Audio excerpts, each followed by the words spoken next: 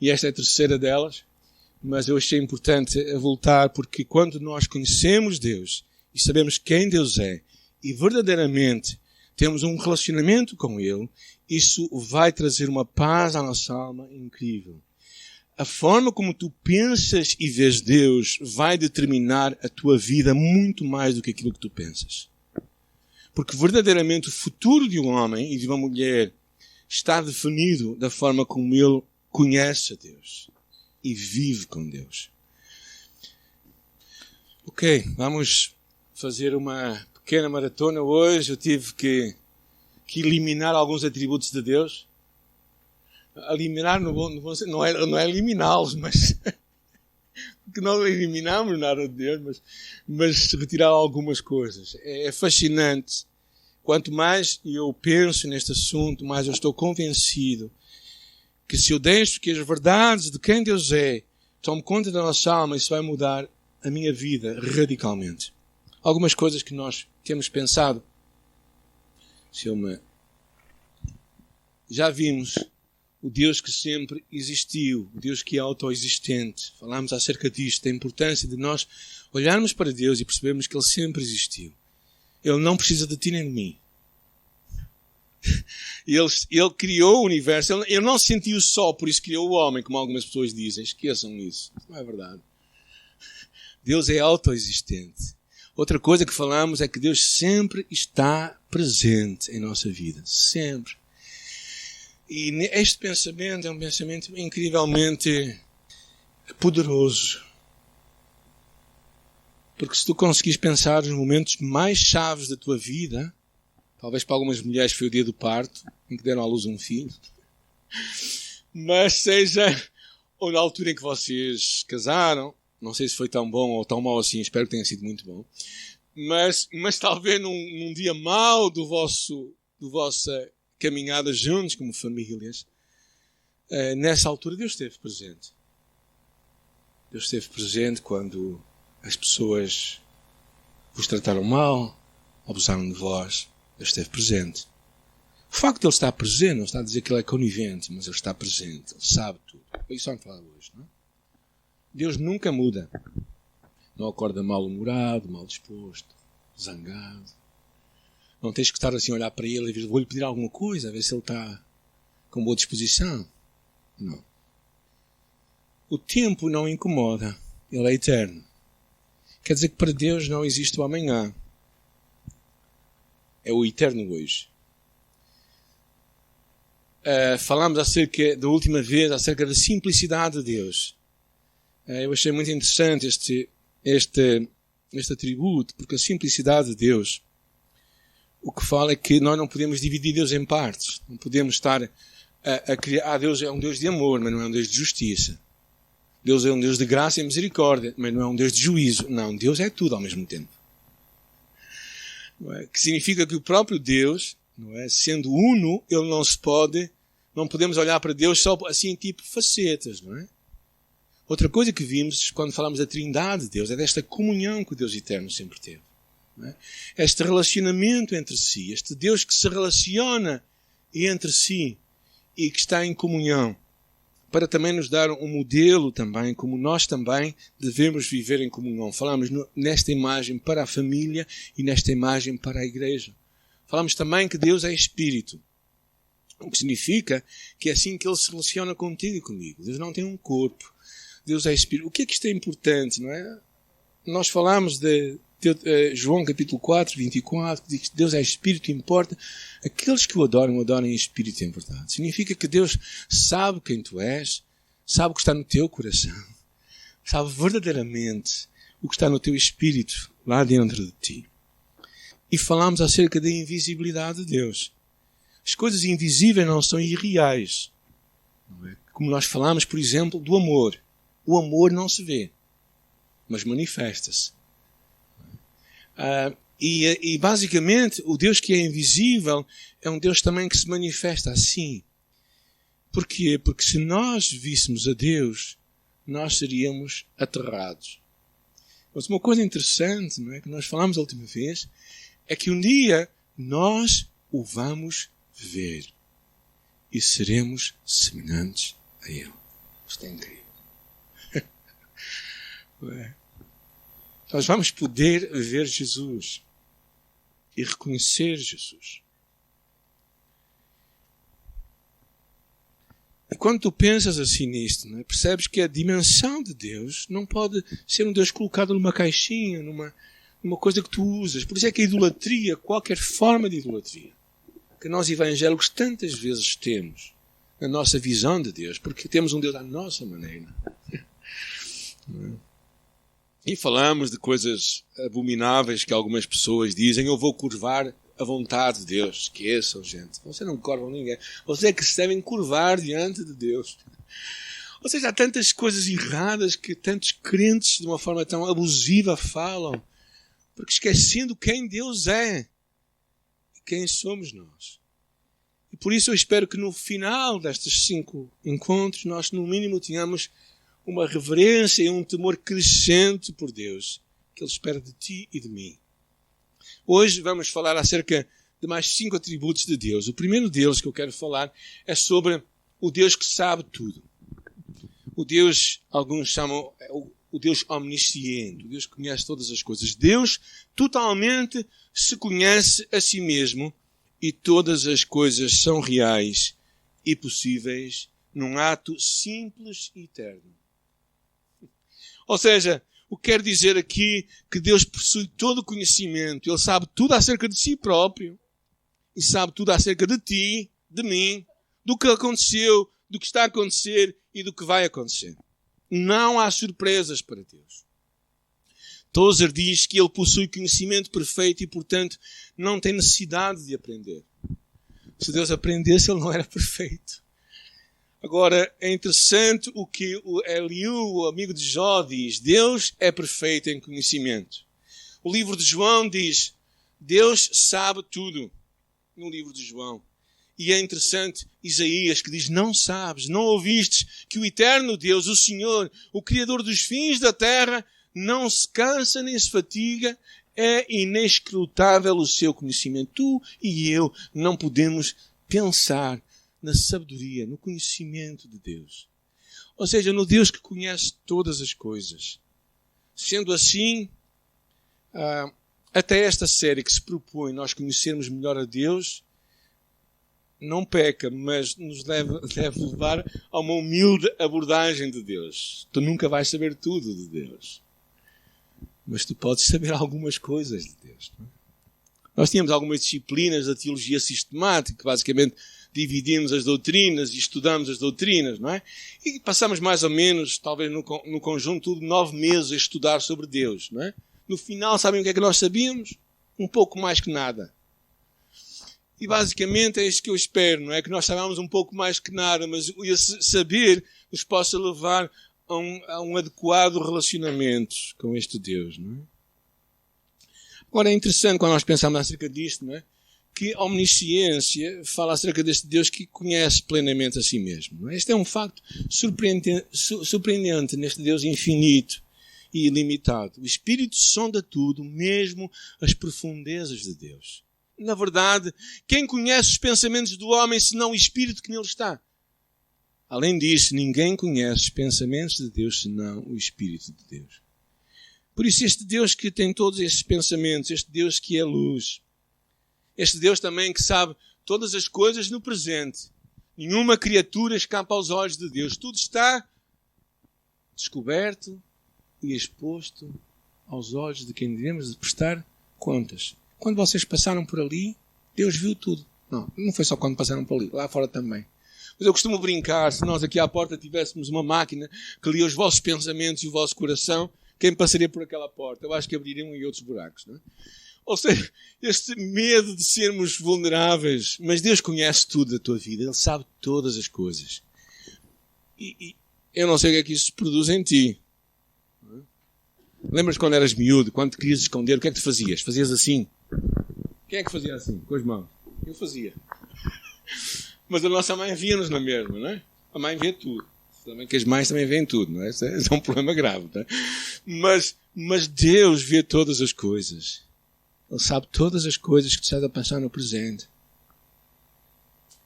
E também uma coisa que Ele sabe é que Ele conhece o teu futuro.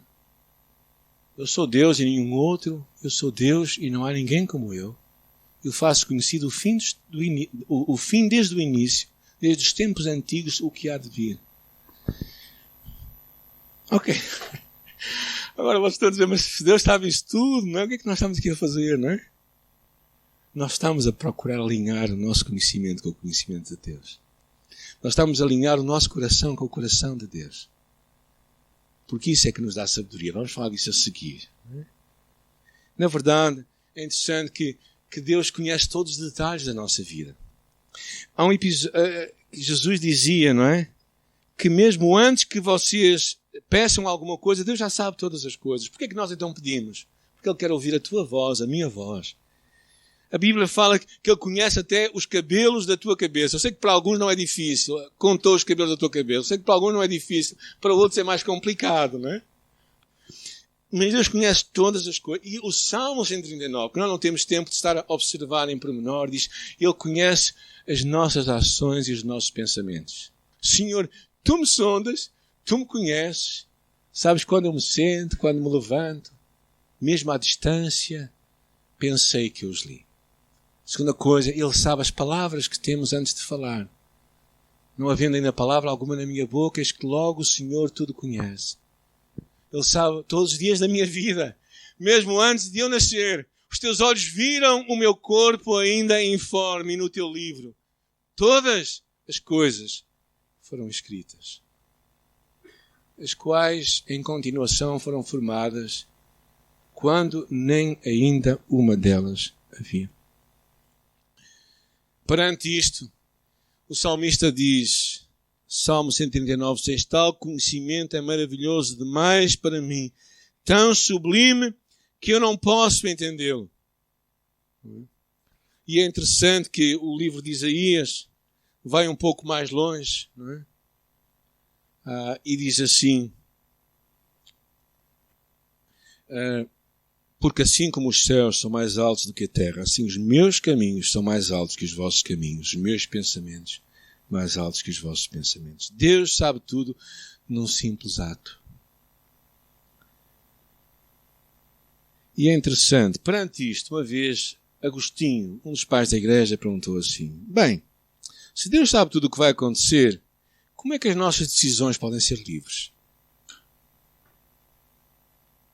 Se Deus sabe tudo o que vai acontecer, como é que eu tenho liberdade para escolher?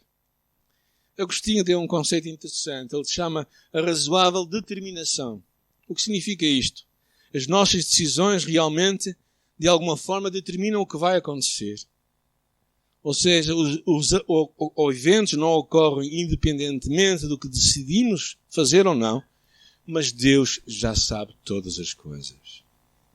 E mesmo assim, de alguma forma, nos dá liberdade. Perante esta imagem que Deus sabe tudo, como é que tu te sentes? Tens medo disso? Ou estás descansado? Se calhar para tu que não conheces Jesus como teu Senhor e Salvador, isto tem-te que algum medo, porque um dia vais ter que olhar para Ele cara a cara, Ele vai te perguntar todas as coisas e tu vais dizer, bem, eu vou ficar tudo a descoberto. Mas se tu conheces Jesus, tu és filho de Deus, cada detalhe da tua vida não passa ao largo de Deus. E é interessante o que Tozer diz. Diz assim, como é doce que o Pai nos conhece por inteiro. Nenhum maldizente pode falar mal de nós, nenhum inimigo nos pode acusar, nenhum facto poderá surgir de repente, envergonhar-nos e expor o nosso passado. Ou seja, tu podes ficar descansado, porque a pessoa a quem interessa agradar, Ele conhece-te. E então o melhor é tu abrires o jogo com Deus. O melhor é tu não estás a querer estar a esconder, a fazer uma agenda paralela a Deus. Mas o melhor é simplesmente ficares descansado neste Deus. Neste Deus que te ama e que te chama como filho. Não é? E por isso é que Isaías diz uma palavra eu achei tão significativa esta palavra. Porque os montes se retirarão e os outeiros serão abalados. Porém, a minha benignidade não se apartará de ti. A aliança da minha paz não mudará, diz o Senhor que se compadece de ti. Deus é um Deus que se aproxima de ti em amor, que se compadece de ti, que não retira a sua benignidade da tua vida. Um Deus que faz uma aliança. Um Deus que sabe muito bem quem tu és, antes de tu falares o que quer que seja. Por isso, se tu pensas que podes colocar uma máscara, ok, podes colocá-la, mas não diante de Deus. Deus sabe quem tu és, verdadeiramente. E se isso causa algum incômodo no teu coração, é porque deves-te perguntar a ti próprio, por que é que eu sinto assim? Talvez seja um pecado por confessar, talvez seja um relacionamento por resolver, talvez seja algo que tu tenhas de tratar com Deus, é verdade. E não deves fazer de conta que não é nada e deves tratar isso com Deus. Porque um destes dias, tu vais estar nuzinho na presença de Deus. Deus te vai ver tal qual tu és. Então, antes desse momento, é bom que tu abras o jogo com Deus, que tu abras o teu coração para Deus. Quando pensamos neste conhecimento de Deus, para mim dá-me tanta profunda segurança e um sentimento de aconchego. Do Deus que sabe todas as coisas. Deus que, quando me escolheu, eu conheci Jesus há 40 e muitos anos. Já tenho mais que 40 anos, ok? Já era nascido naquela altura. E quando eu conheci Jesus, não é? Tem passado muitas coisas. Deus saberia todas as burrices que eu havia de fazer. Todas as más escolhas. Todas as asneiras. E mesmo assim me escolheu. É preciso ter coragem. É preciso ter coragem para te escolher a ti também. E a mim, não é? Mas Deus é assim, porque Deus conhece-nos. E quando Deus nos conhece, Ele não nos conhece somente pensando em nós, mas pensando em Cristo, que morreu por ti e por mim. E quando te vê a ti, Ele vê Jesus. Quando tu conheces Jesus como teu Senhor e Salvador. Bem, não temos tempo de avançar muito mais neste, mas vamos avançar para o segundo, que é a sabedoria de Deus. A sabedoria de Deus. Deus é sábio. O que é que isto quer dizer? Quer dizer que escolhe os melhores alvos e os melhores meios para atingir esses objetivos. Ou seja, Deus tem sempre o melhor para ti e para mim. Ele sabe o que realmente vai funcionar. Acreditas nisto?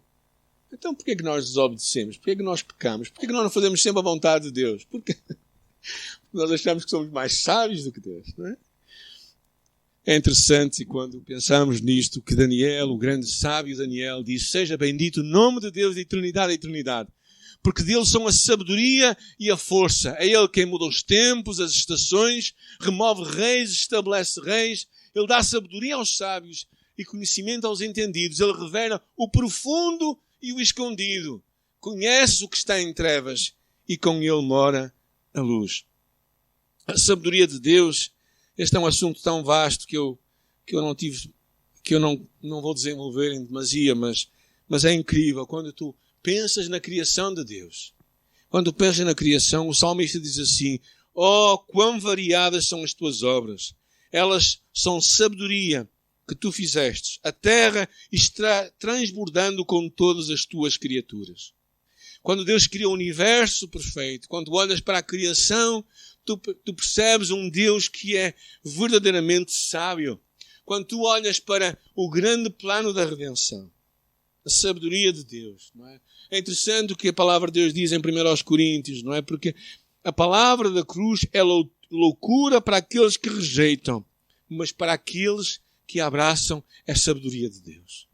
Então Deus decide fazer a salvação de uma forma incrível. Quem pensava uma coisa dessas? Enviar um filho para morrer em nosso lugar. A redenção, a salvação de Deus é uma coisa que revela uma sabedoria de um Deus incrível. Quando chegamos ao livro de Romanos 11:33, o apóstolo Paulo irrompe num louvor espontâneo e diz assim: ó profundidade das riquezas, da sabedoria e do conhecimento de Deus, quão inescrutáveis os teus juízos, quão inescrutáveis os teus caminhos. Ou seja, eu não consigo compreender, Deus, o teu caminho, o que tu fizeste. Eu não consigo entender como tu és um Deus tão sábio e tão poderoso. Gente, perante um Deus assim, o que é que nós vamos argumentar? A sabedoria de Deus também é expressa na igreja. O mistério há muito tempo oculto. É muito interessante isto, porque a palavra de Deus diz que este mistério, que é a igreja,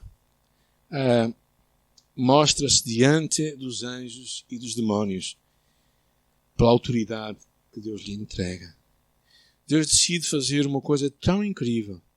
A igreja cristã, o plano tão sábio, está sempre na frente, mesmo para quebrar as barreiras raciais e sociais nas sociedades ao redor do mundo.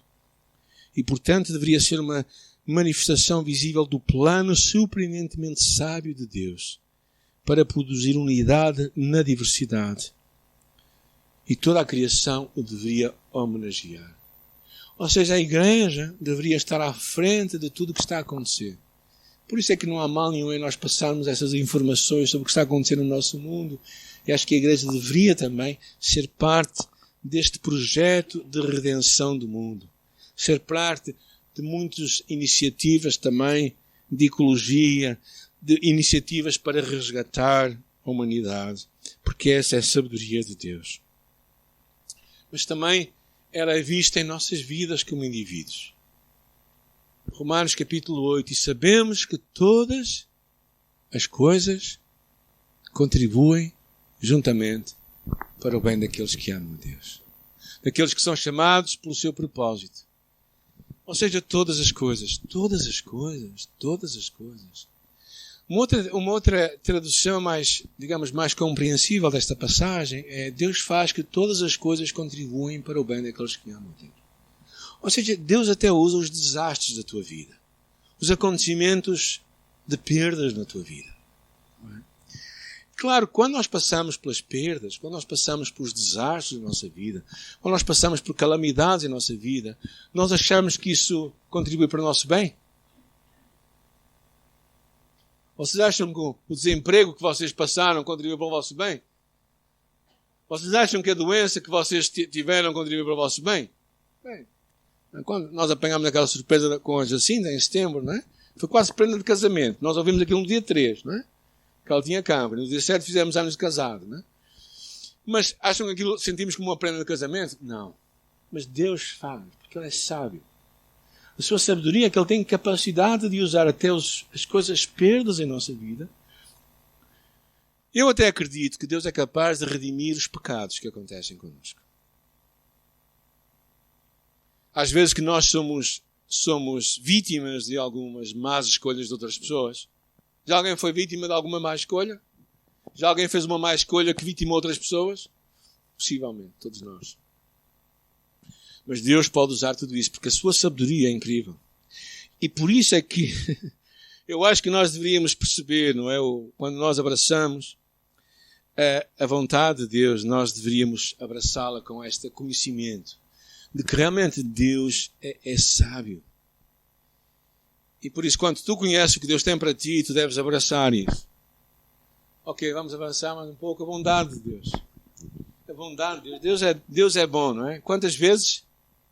Sempre. Todas as vezes. Há um filme que ficou muito conhecido, não é?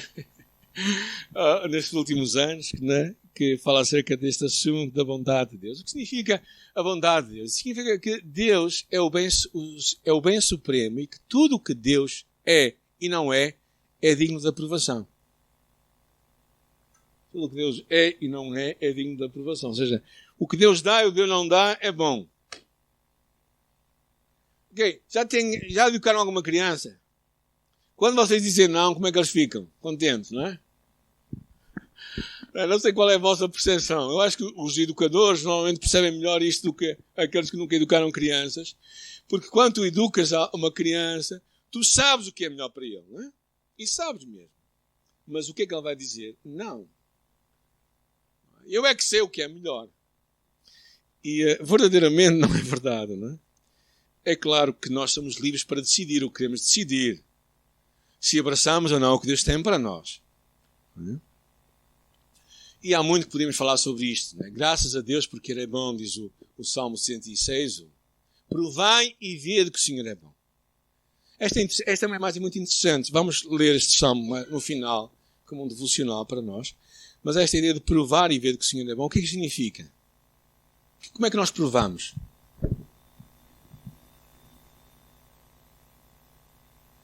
Comendo, não é? Usando na nossa vida. Não provar e ver que o Senhor é bom significa que tu vais viver em tua vida e ver mesmo em prática que Deus é bom. Ou seja, esta é muito interessante porque quando Deus termina a criação, Ele diz que tudo era bom. Deus é a fonte de todo o bem no mundo. Toda a dádiva e todo o dom perfeito que vem do alto, onde o Pai, que criou as luzes celestiais e imutáveis como as estrelas, se movem como sombras. O Senhor dá generosamente de sua bondade para com aqueles que leva irrepreensíveis. Deus faz que todas as coisas contribuam para o bem daqueles que amam a Deus. Há tanto que nós podemos falar sobre este assunto. E Paulo nos encoraja a abraçar a vontade de Deus que é boa, agradável e perfeita. Tu achas que a vontade de Deus é boa, agradável e perfeita para ti? Então porquê é que tu e eu pecamos? Porque achamos que não é tão boa assim, não é?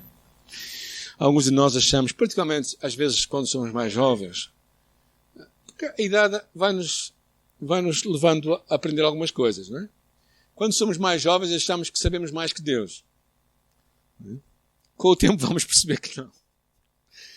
E também com as dores de cabeça e com as cabeças partidas que vamos passando na vida, não é? Havia muito que nós podíamos falar sobre isto, não é? Mas eu acho que então, quando estiveres perante um desafio da palavra de Deus, pensa, Deus é bom para ti. Ele pôs aquilo não é por maldade. Sabem porque é que estão os sinais de stop nas estradas? Sabem porquê? Claro que há duas leituras de stop. Se tens olhos para, ou se tens a oportunidade passa, não é? Há estas duas leituras, não é? Eu sei que isto divide muito da pessoa, mas a ideia é que aquilo te vai ajudar a ti e a mim. Por isso é que há regras também, e nós vamos aprender do código para saber quando devemos parar ou não, ou estas coisas todas, não é? E Deus também, de alguma forma, decide cuidar de ti e de mim, e por isso dá a sua vontade. A vontade é porque Ele nos quer mal? O que é que uma criança... o que é que o nosso neto, né, mais velho, tem uma palavra que aqui há umas semanas atrás andava muito na boca dele, que é não gosto. E ele sempre que dizia-me alguma coisa, ele dizia não gosto. É sempre não gosto, né? A criança, o ser humano tem muito a mania do não. Alguns que ainda são velhos ainda dizem não gosto, né? Quando Deus fala alguma coisa, né? Porque nós não percebemos que Deus é bondoso. Deus verdadeiramente é bom. E claro, quando nós pensamos nisto, vamos passar. É interessante quando um pai terreno, muito mais que um pai terreno, um pai celestial, dá boas coisas àqueles que lhe pedem. E até a disciplina que Deus nos dá é para quê? É para o nosso bem. Nós achamos isso? Quando uma criança está disciplinada, não é? Nós dizemos, é para teu bem. Como é que ela faz? Como é que ela responde? Chora mais. Quando Deus te disciplina, alguns de nós não perceberam ainda isso. O que é que nós fazemos? Choramos. O que é que Deus diz? É para teu bem. Precisamos de aprender com Deus. A questão da bondade, isto são alguns atributos que nós não temos tido muito tempo para falar, mas são atributos que Deus partilha connosco. A bondade é algo que Deus também te dá a ti e a mim, para nós exercermos como seres humanos. Nós somos a imagem de Deus. Então parte dessa bondade passa por um amor prático que nós temos que mostrar. Não é? E como igreja local, eu acredito que uma igreja que não faz, que não tem atos de bondade, não é uma igreja de Deus. Agora alguns vão ficar chateados comigo e se calhar vão até lançar pedras ou o que quer que seja, não importa. Mas verdadeiramente eu acho que se nós somos a expressão de Deus, nós temos que ser bondosos. E Deus é bondoso para quem? Para quem? Todos, até os maus. Até aquele vizinho que tu não gostas. Eu tenho agora um vizinho que mudou para lá, para a minha casa, para cima da minha casa. Que é uma casa que está sempre a mudar de gente, não é? Ou sempre a entrar mais gente, que aquilo, às vezes tem várias famílias lá dentro, não é? É tudo gente, é tudo português, mas aquilo é tudo gente que é assim. E agora ultimamente tenho tido uma música um bocadinho que eu não gosto tanto assim, não é? E normalmente é com bom som, que eles estão no terceiro andar ou no primeiro osso, não é? E a esses vizinhos Deus também é bom, não é? E Deus também é bom para eles. E tu tens que ser mau. Ai não, bom para eles também. Ok, então a bondade de Deus tem que se expressar assim. E é algo que Deus nos dá. Claro, a bondade de Deus está intimamente relacionada com vários outros recursos da natureza, incluindo o amor, misericórdia, paciência e graça. Estes são vários atributos que eu vou passar à frente, ok? Pronto. Misericórdia de Deus é a sua bondade para os aflitos. A graça de Deus é a sua bondade para aqueles que merecem apenas punição. E a paciência de Deus é a sua bondade para aqueles que continuam a pecar. Então Deus, além de ser bom, Ele é paciente, Ele é misericordioso, Ele é gracioso. E nós também devemos ser. Quando nós fazemos, como sabem, nós temos um projeto social na nossa igreja, e nós fazemos isso não porque é engraçado ter um projeto social. É porque Deus é bom e nós temos que ser bons. Ponto final. Parágrafo. Vamos ao último atributo hoje, o amor de Deus. Bem, depois de tudo isto, o que é que podemos falar sobre este assunto, não é? O amor de Deus significa que Deus se dá para os outros. Deus é o primeiro missionário. Está pensando nisso? David Livingstone foi quem disse estas palavras, que Deus foi o primeiro missionário e enviou o seu filho como missionário. Então tu e eu temos de estar dispostos e enviamos os nossos filhos como missionários. O amor significa este ato de dar, de generosidade. Este amor, o Pai ama e o Filho e pôs tudo nas suas mãos. Deus é amor. Porque Deus amou o mundo de tal maneira que deu o seu único Filho. Nisto se conhece o amor de Deus, não que tínhamos amado a Deus primeiro, mas em que Ele nos amou e enviou o seu Filho para pagamento dos seus pecados. Então, nesta relação de amor que caracteriza a Trindade, é claramente expressa nestas relações, especialmente com pecadores. Deus prova o seu amor para connosco em que Cristo morreu por nós, sendo nós ainda pecadores. O Filho de Deus que me amou e se entregou por mim. Há tantas expressões de amor. Era impossível chegarmos ao final, não é?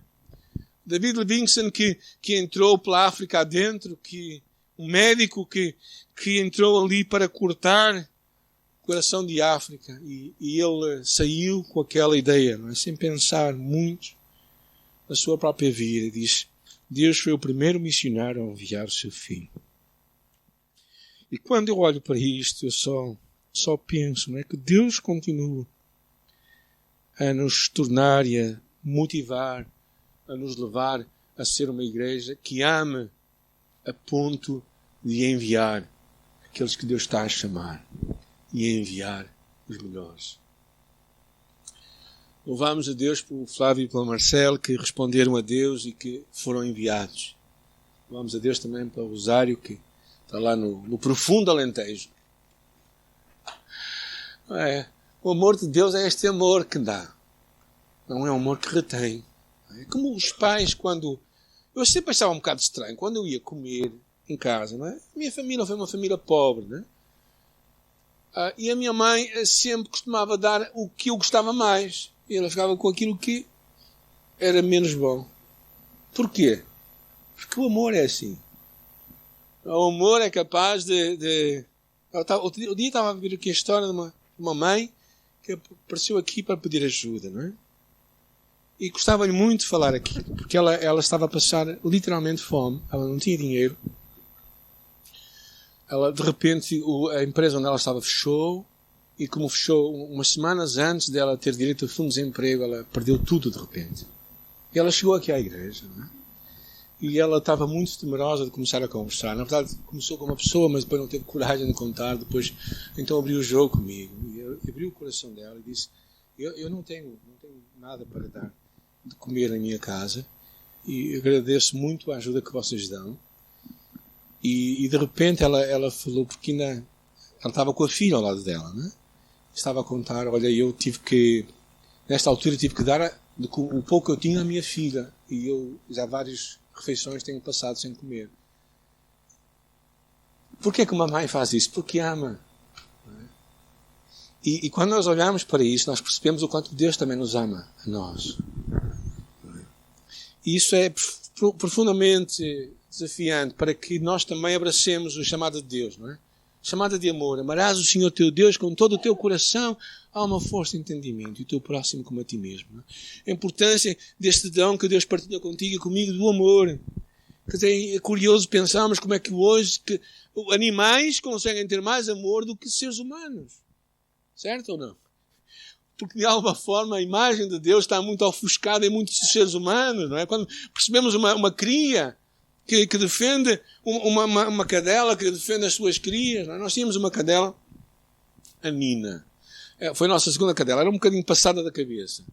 Mas ela tratava-nos sempre muito bem. Mas quando ela teve as crias dela, gente, até aquela cadela não queria que ninguém se aproximasse, nem nós. Como é que nós vemos o ser humano e percebemos como é que isto chega a este ponto? Chamada, se amarmos a Deus, obedeceremos aos seus mandamentos. Este amor tem que sair fora da nossa vida. E vamos fazer vamos terminar com uma coisa. Espero que vocês consigam ler. Vocês vão ler os brancos, que assim lê mais fácil, não é? Eu leio os amarelos. Vamos ler este salmo de uma forma diferente. Vamos lê-lo de uma forma devocional. Quem não consegue ler, olha, abre a Bíblia, não é? Aí o pessoal do canto, ali é um bocado difícil. Eu daqui consigo ver bem. Já está encomendada uma nova televisão maior, não é? É maior o ecrã? Não é? É maior o ecrã, não? Acho que sim. Então vamos... Podem abrir a Bíblia no Salmo 37. Vamos fazer a leitura juntos. Vocês vão ler os ímpares, eu leio os pares, está bem? E vamos fazê-lo isto como um ato devocional a Deus. Vamos fazer de conta que nunca ouvimos esta passagem. Está bem? 34. É 34, não é? Vamos fazer de conta que nunca ouvimos esta passagem, está bem? E vamos ler? Se tiverem dificuldades, desculpem, eu vou aprender. Eu vou pôr a letra maior. Na próxima semana. Mas agora leiam as brancas que vocês conseguem aqui ler. O pessoal aqui, eu acho que consegue. Se não, nós podemos arranjar um contrato com um oftalmologista ou qualquer coisa assim, a ver se abrimos aqui uma consulta aqui logo à porta da igreja. Claro, se ele ajudar financeiramente a igreja também, senão não tem consulta aqui nenhuma. Mas vamos ler, está bem? Então vocês leem juntos o Salmo 34. Vamos fazer disto um momento devocional e vamos assim terminar e depois passar para o tempo de louvor, está bem?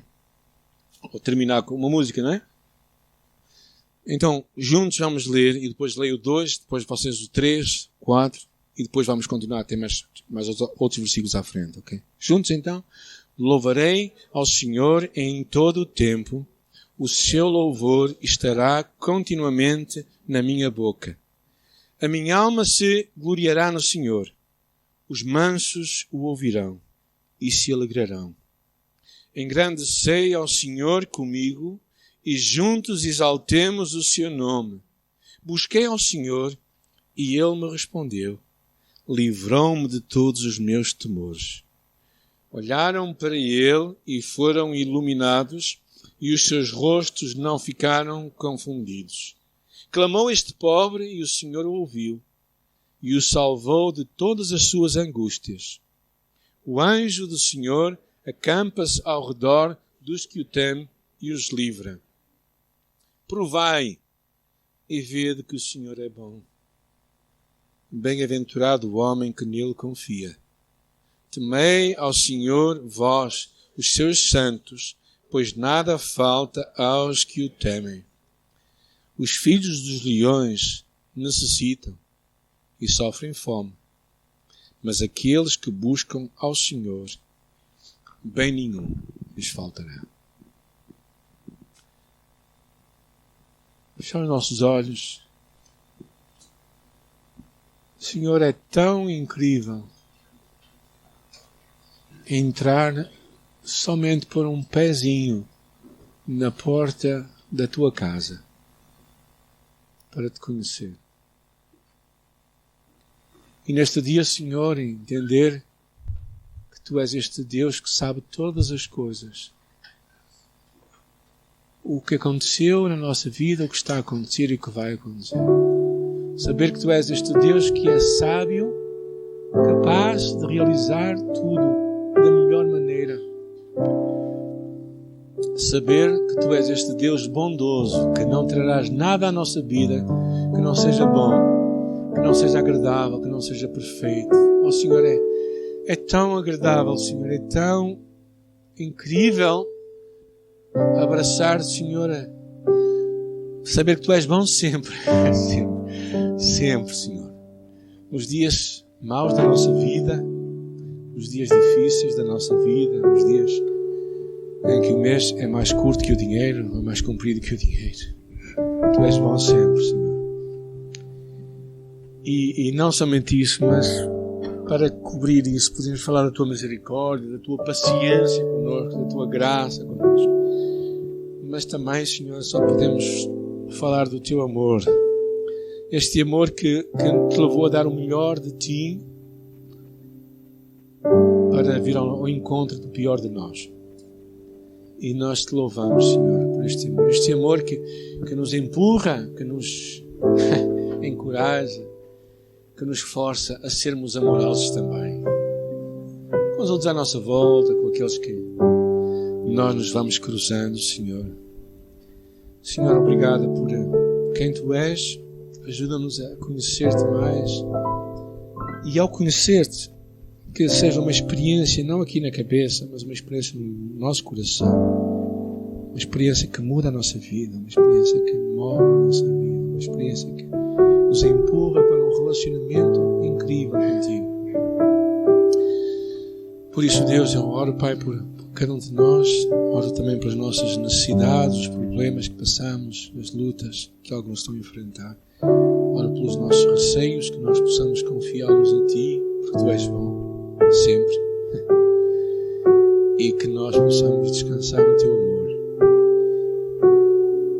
E, Senhor, oro em particular por aquelas pessoas que estão a passar realmente necessidades reais no dia a dia. E eu oro que, de alguma forma, nós possamos ser as Tuas mãos e os Teus pés e amá-las, Senhor, como Tu nos amaste a nós e nos amas a nós. E podermos estar perto delas, Senhor. Que sejamos a Tua igreja aqui na terra, o Teu corpo. Que sejamos as mãos e os pés e a boca e o coração de Jesus. E muito obrigada por Tua palavra. Que louvemos o Senhor em todo o tempo e o Teu louvor esteja continuamente na nossa boca.